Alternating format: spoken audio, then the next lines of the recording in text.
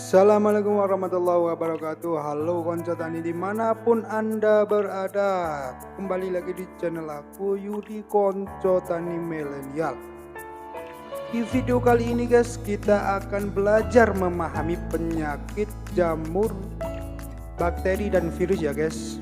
Tapi sebelum kita pelajari, sebaiknya teman-teman sudah menekan tombol subscribe, like dan komen. Langsung saja kita belajar guys. Yo. Mengenali penyakit gejala bakteri, jamur dan virus. Bakteri dan virus, penyakit yang disebabkan oleh bakteri, jamur dan virus. Gejala serangan jamur dan bakteri paling mudah diamati secara kasat mata. Untuk memastikan serangan jamur dan bakteri dapat dilakukan secara sederhana dengan melihat gejala serangan. Memastikan jenis serangan sangat penting untuk menentukan pengendalian yang tepat. Ada dua jenis penyakit layu yang biasa ditemui di lahan pertanian. Layu karena jamur dan layu karena bakteri. Misalnya, seperti kasus layu mendadak pada kentang, tomat, cabai, tanaman yang awalnya sehat dan normal tiba-tiba mengering. Penyakit layu tersebut bisa saja disebabkan oleh layu bakteri Pseudomonas solanacearum atau layu jamur Fusarium oxysporum.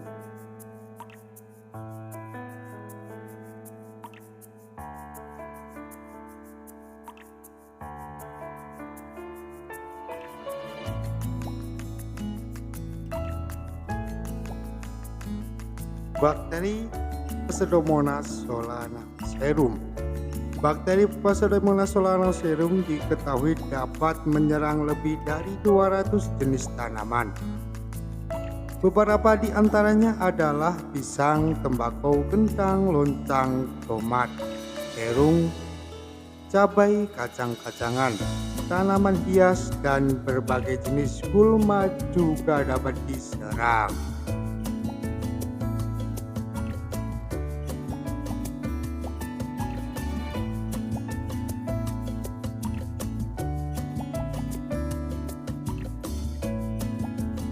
Jamur Fusarium oxysporum. Sedangkan jamur Fusarium oxysporum dapat menyerang lebih dari 150 jenis tanaman, mulai dari sayur-sayuran, bawang, pisang, kentang, tomat, kubis, lubak, petai, sawi, temu-temuan, semangka, melon, pepaya, salak, pisang, anggrek, kacang panjang, cabai, ketimun, jambu biji, jahe, dan banyak lagi.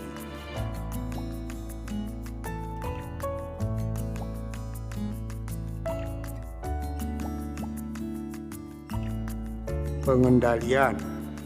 Untuk melakukan pengendalian dari kedua jenis penyakit ini, perlu diketahui terlebih dahulu apa penyebabnya. Jika penyebabnya adalah jamur, maka obatnya adalah obat Fusarium, bukan obat bakteri.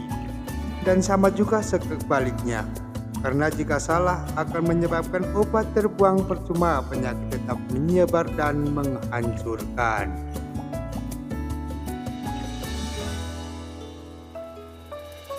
Namun gejala yang tampak karena kedua penyakit ini hampir sama, yaitu layu mendadak dimulai dari layu pada bagian atas daun. Lama-kelamaan akan menjadi kecoklatan dan akhirnya mati. Keganasan penyakit inilah yang membuat penyakit ini berbahaya. Maka dari itu pengendalian yang tepat sangat dibutuhkan agar tidak salah sasaran.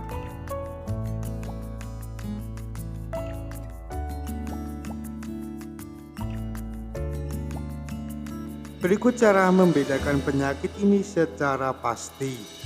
Tanaman dicabut, akarnya dipotong. Jika penyakit disebabkan bakteri, maka potongan terlihat berlendir dan bebas dari penyakit. Celupkan akar ke udara dan tunggu sampai beberapa menit. Jika terlihat seperti asap di dalam udara, maka dapat dipastikan serangan layu karena bakteri.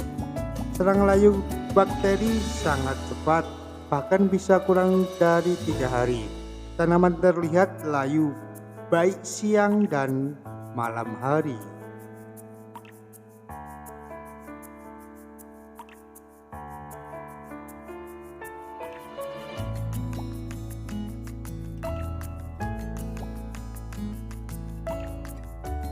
Penyakit karena jamur. Jika akar dipotong tidak berlendir dan rusak. Sedangkan jika dicelupkan ke dalam air selama beberapa menit, tidak akan terlihat secepat mungkin seperti pada serangan bakteri. Serangannya relatif lebih lama dibandingkan serangan bakteri. Tanaman terlihat layu pada siang hari, namun sore hari segar kembali.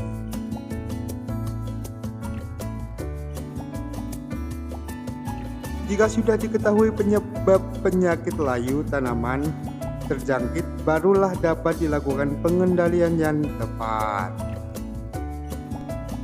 Langkah mengantisipasi layu karena jamur. 1. Gunakan varietas tahan, misalnya untuk tomat. Gunakan varietas yang tahan terhadap layu fusarium seperti Ohio MR9 dan Walter. 2. Pemakaian fungisida. Walaupun sampai sekarang belum tercatat fungisida yang benar-benar ampuh untuk mengatasi fusarium, namun beberapa bentuk pencegahan bisa dilakukan, seperti mencelupkan benih yang akan ke dalam larutan fungisida berbahan aktif binomil. 3. Mengendalikan nematoda di tanah. Luka di akar yang disebabkan nematoda adalah jalan masuknya fusarium ke akar. Dengan menekan jumlah nematoda, bisa menekan kemungkinan akar infeksi jamur.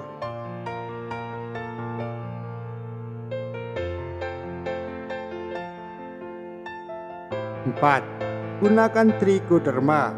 Penggunaan agen hayati diketahui bisa mematikan jamur lain.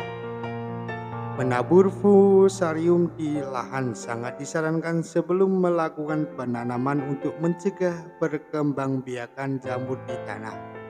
5. Mencegah infeksi lahan. Alat yang digunakan di lahan yang terjangkit dapat direndam dulu dalam formalin 5%. Sebelum digunakan kembali.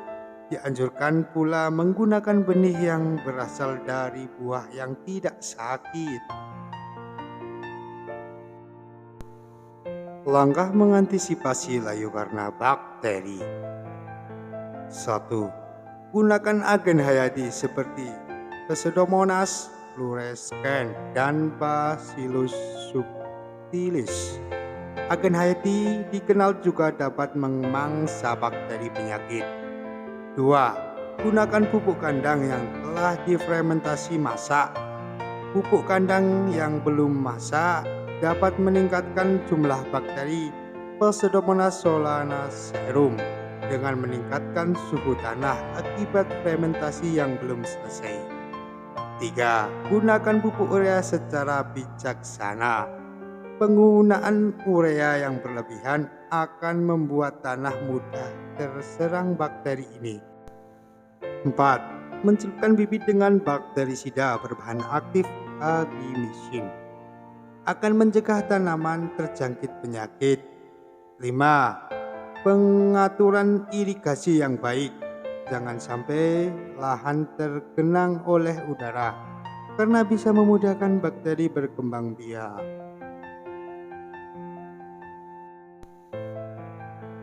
Baik layu, jamur maupun bakteri. Jika diketahui bahwa lahan sudah terjangkit, segera cabut tanaman hingga ke akar-akarnya, lalu bakar atau buang jauh dari lahan tanam. Disarankan pula untuk melakukan pergiliran tanaman yang bukan inang jamur atau bakteri tersebut. Selain itu juga saran untuk pembantuan jarak tanam yang tidak terlalu dekat untuk menghindari penularan penyakit dari tanaman satu ke tanaman lainnya. Lakukan pula perlakuan yang dapat melukai akar seperti membuat lubang untuk pengocoran, kenyangan gulma dengan cangkul dan lain-lain. Sebaiknya perempelan juga menggunakan alat yang sudah disterilkan dengan NaOCl atau formalin terlebih dahulu.